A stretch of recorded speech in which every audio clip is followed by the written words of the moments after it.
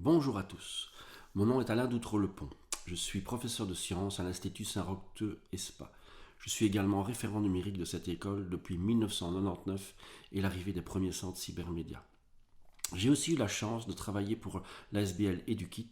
C'est une ASBL qui était spécialisée dans l'accompagnement des écoles qui se lancent dans l'équipement 1 pour 1 dans toute la Fédération Wallonie-Bruxelles, tout réseau confondu. Ce sont donc des écoles qui choisissent d'équiper chaque élève d'un ordinateur dans leur mallette. J'ai la chance que mon école soit équipée en 1 pour 1 depuis 4 ans, ce qui change beaucoup le rapport au numérique pédagogique.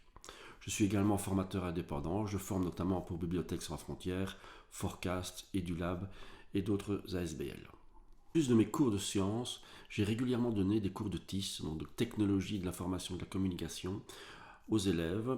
J'ai eu notamment pendant plusieurs années un cours de découverte scientifique de 2 heures qui était lié à un cours de TIS de 2 heures. Et en fait, on faisait vraiment des choses très liées. Donc le cours de TIS était une prolongation du cours de sciences, de découverte scientifique. J'ai toujours pensé que le numérique avait vraiment une plus-value et pouvait aider les élèves à progresser dans leurs apprentissages. Ces dernières années, le numérique a pris de plus en plus de place dans notre société, mais aussi dans notre pédagogie.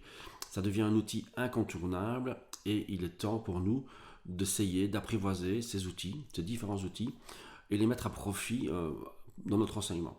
Je pense en effet que grâce au numérique, la différenciation devient réellement possible alors qu'elle était vraiment compliquée avant.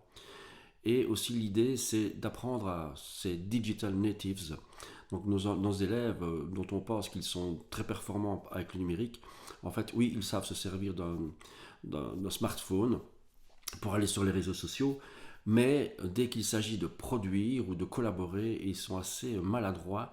Et donc l'idée c'est vraiment d'essayer de les faire progresser car ils vont de toute façon, dans n'importe quel métier qu'ils feront, ils seront confrontés au numérique dans la société, ils auront besoin du numérique. Donc l'idée c'est aussi de réduire cette fracture et d'améliorer notre pédagogie au service de tous les élèves. Cécilia m'a demandé de faire cette vidéo, elle m'a demandé de réfléchir à quelque chose de positif par rapport au numérique pédagogique. Régulièrement, et ça me fait plaisir, j'ai des élèves qui me disent ah monsieur, avec vous j'apprends vraiment mieux, et j'aime bien leur demander mais pourquoi tu me dis ça. La réponse est souvent parce que en fait moi je le fais moi-même. Donc l'élève va vraiment construire son savoir lui-même. Donc je vais mettre le numérique à disposition de l'élève, évidemment je prépare mes ressources, et l'élève va travailler en autonomie où très souvent, quasi 95% du temps, il va travailler en groupe. Donc quelque chose de très important aussi à comprendre avec le numérique, c'est que la posture de l'enseignant doit changer. Si c'est pour imaginer des élèves en randonnant dans une classe avec l'écran devant eux, c'est la meilleure manière de se planter et que l'élève ne fasse pas ce qu'on attend de lui. Donc, moi, mon idée, c'est de les faire travailler, pour autant que le local s'y prête, et ce n'est pas toujours facile dans nos écoles, donc ils vont travailler en groupe 2, 3, 4 et s'entraider. Et par exemple, ils vont prendre connaissance de la matière, mais ensemble. Ça veut dire qu'ils vont pouvoir se poser des questions. Évidemment, moi je suis toujours là avec eux en classe et je me promène de groupe en groupe, j'interviens, parfois je les arrête pour mettre un petit point de matière en exergue, mais ils travaillent très souvent en collaboration. Comment est-ce que j'utilise la Khan Academy? Eh bien, j'utilise la Khan Academy de deux manières principales différentes.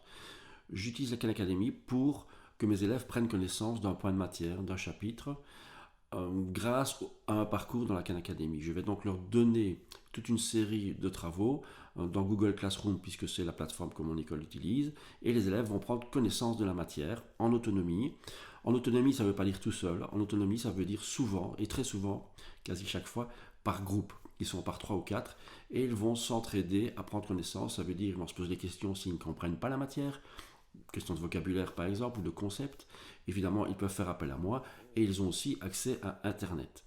Après qu'ils aient pris connaissance de la matière, moi je vais toujours les interroger grâce à un autre outil de type WooClap par exemple, que j'utilise beaucoup en classe. La seconde manière dont j'utilise la Khan Academy, ce sera pour me servir de remédiation. Si un élève coince un peu sur un concept, de nouveau sur un chapitre, je vais lui donner un parcours, pour autant que je ne l'ai pas utilisé pour la prise de connaissance, parce que je ne vais pas faire une redite avec la même chose. Donc si j'ai vu la matière sans la Khan Academy, je vais utiliser la Khan Academy pour faire de la remédiation. Évidemment, si j'ai utilisé la Khan Academy pour voir le concept ou la matière, je ne l'utiliserai pas, j'utiliserai un autre moyen pour remédier. L'impact et quel changement positif Et j'observais chez mes élèves, suite à l'utilisation de la Khan Academy, eh bien, on sait que les élèves d'aujourd'hui ont quand même du mal à se concentrer longtemps sur une tâche. Quand j'utilise la Khan Academy ou d'autres outils numériques, eh bien, je retrouve des élèves un peu plus concentrés, sans révolutionner complètement leur comportement, évidemment, mais ils sont plus concentrés. Pourquoi? Parce qu'en fait, il y a du texte, il y a des vidéos, mais ils savent aussi que je peux suivre leur parcours, que ce soit du travail en classe ou à la maison. Donc ils doivent le faire. Évidemment, on peut vérifier qu'ils ont bien fait le travail demandé, que ce soit regarder les vidéos ou lire le texte. Et aussi, évidemment, ils ont ces petits quiz à la fin de chaque parcours qui vont devoir réussir, et je demande à mes élèves de m'appeler chaque fois pour montrer par exemple le résultat. Il m'arrive également de tenir compte de ce petit résultat et d'en tenir compte pour le travail journalier par exemple. Donc tout ça fait que mes élèves en effet sont tout de même un peu plus concentrés à la tâche quand j'utilise la Khan Academy. On me demande aussi un point d'attention quand on utilise le numérique ou la Khan Academy en classe. Par rapport à la Khan Academy, je dirais qu'il faut faire attention à bien sélectionner les chapitres et les matières, parce que ce n'est pas toujours en correspondance, particulièrement en sciences, avec nos programmes. Je sais que c'est en train d'évoluer et ce sera certainement de mieux en mieux, mais attention à bien valider la matière, même si moi j'aime tout de même parfois donner de la matière qui va un peu plus loin. Ça va permettre aux élèves les plus doués d'aller plus loin, tandis que je pourrais m'occuper des élèves en difficulté. Donc là aussi, je peux faire de la différenciation en live. Je m'occupe des élèves qui ont de la difficulté pendant que les autres vont un peu plus loin. Donc bien sélectionner la matière.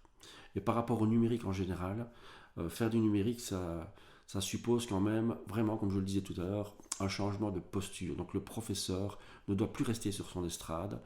Il n'est plus celui qui va essayer de remplir tous ses entonnoirs à la même vitesse.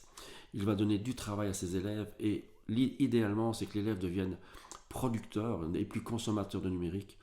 Et là, il va vraiment voir une grosse différence dans les apprentissages de ses élèves. Et même si on pense que ça prend du temps, oui, ça prend du temps à préparer, ça prend un peu de temps en classe, mais pas tellement. Honnêtement, j'arrive à boucler mes programmes sans souci. Donc voilà, je vous souhaite beaucoup de belles expériences numériques pédagogiques dans vos écoles respectives.